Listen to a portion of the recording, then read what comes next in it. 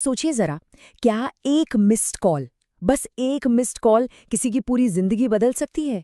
आज हम एक ऐसी ही कहानी का विश्लेषण करने वाले हैं जो साबित करती है कि ये ना सिर्फ मुमकिन है बल्कि शायद हम सबके साथ कभी ना कभी होता भी है।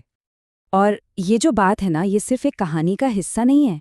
ये हम सबके लिए एक सवाल है। हम दूसरे मौकों को पहचानने के लिए आखिर कितने तैयार होते हैं? क्या हम उन्हें देख पाते हैं जब वो हमारे दरवाजे पर दस्तक देते हैं? चलिए मिलते हैं कबीर से।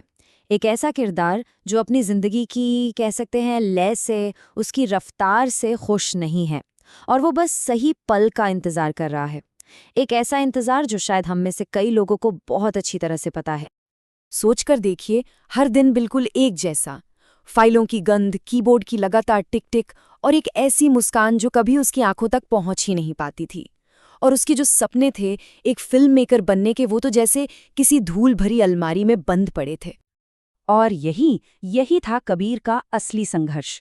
एक तरफ थी फाइलों और झूठी मुस्कुराहटों की बेरंग हकीकत और दूसरी तरफ था क्रिएटिविटी और जुनून से भरा एक सपना।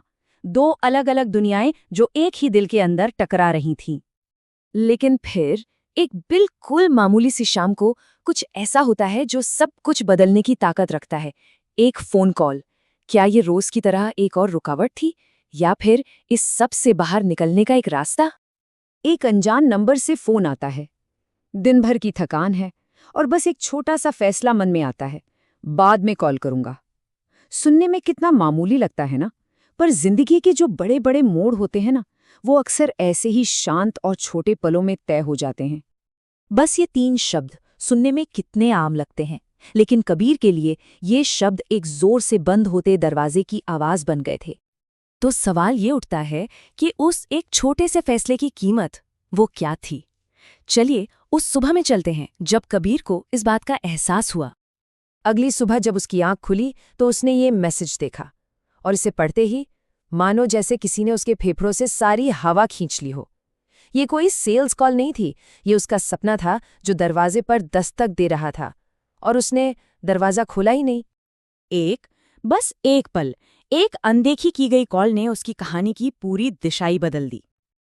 और बस दरवाजा बंद हो चुका था। उसकी हिचकिचाहट का नतीजा एकदम साफ और सख्त था। अवसर ने इंतजार नहीं किया, वो आगे बढ़ गया था और कबीर वहीं अकेला पीछे छूट गया। और जानते हैं, ठीक उसी पल में कबीर के अंदर कुछ टूटकर दोबारा जुड़ा। पहली बार उसे यह एहसास हुआ कि उसकी जिंदगी अटकी नहीं थी, वो खुद अटका हुआ था। प्रॉब्लम बाहरी दुनिया में नहीं थी, बल्कि उसके अपने अंदर के डर और हिचकिचाहट में थी। और ये वो सवाल है जो जिंदगी हम सबके सामने कभी ना कभी जरूर रखती है। क्या ये एक नुकसान है या फिर सीखने का एक बड़ा मौका? क्या ये कहानी का अंत है या एक बिल्कुल नई शुरुआत? तो अब यहाँ से कबीर की कहानी एक बिल्कुल नया मोड़ लेती है, क्योंकि अब उसने इंतजार करना छोड़ दिया और कुछ बनाना शुरू कर दिया। उसी रात उसने अपनी पुरानी फिल्में निकाली और उन्हें देखते देखते वो अपने उस जुनून से फिर से जुड़ा जो कहीं खो गया था। और उसने फैसला किया, अब वो मौकों का इंतजार नहीं करेगा, वो उन्हें खुद बनाएगा। और ये सिर्फ कुछ करने के बारे में नहीं था, ये कुछ बनने के बारे में था। अपने जुनून से फिर से जुड़ना, हर दिन एक्शन लेने का कमिटमेंट करना, और सबसे जरूरी बात, तब भी चलते रहना जब कोई नहीं देख रहा हो। और फिर पता है क्या हुआ?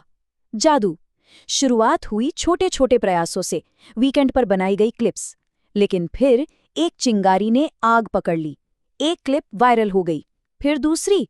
दुनिया उस पर ध्यान दे रही थी क्योंकि उसने खुद पर ध्यान देना शुरू कर दिया था। और यही यही कबीर की पूरी यात्रा का निचोड़ है, और शायद हम सबके लिए एक संदेश भी। दूसरों के बुलावे का इंतजार मत करो, अपना संगीत खुद बनाओ, अपनी धुन खुद छेड़ो। कहते हैं ना कि जब कोई पूरी शिद्दत से अपनी धुन बनाता है तो दुनिया भी उसे सुनने लगती है। और अब कहानी का चक्र पूरा होने वाला था। एक दिन फोन फिर से बजता है, और दूसरी तरफ वही लोग थे, वही मौका था। लेकिन इस बार फोन एक पूरी तरह से अलग इंसान के हाथ में था। ये उसके छुटकारे का पल था, जो उसने मेहनत और जुनून से कमाया था। देखिए, पहली कॉल को उठाया था थकान और हिचकिचाहट ने, पर इस दूसरी कॉल का जवाब दिया तैयारी और जुनून ने। ये जमीन और आसमान का फर्क था, और ये सारा बदलाव उसके अंदर हुआ था। और सच पूछिए तो इस कहानी का सबसे बड़ा सबक यही है, असली परीक्षा तब नहीं होती जब फोन बज रहा होता है। असली परीक्षा तो तब होती है जब कमरा बिल्कुल शांत हो। उन मौकों के बीच के खाली समय में क्या किया जाता है? क्या उस वक्त खुद पर काम होता है? ये बात हमेशा याद रखने वाली है। फेल होना प्रोसेस का एक हिस्सा है, हार मान लेना अंत है। तो आज हम आपको इसी एक सवाल के साथ छोड़कर जा रहे हैं, सपने असल में कब मरते हैं? जब कोई असफल होता है या जब वो कोशिश करना ही बंद कर देता है? इसका जवाब किसी और के पास नहीं है,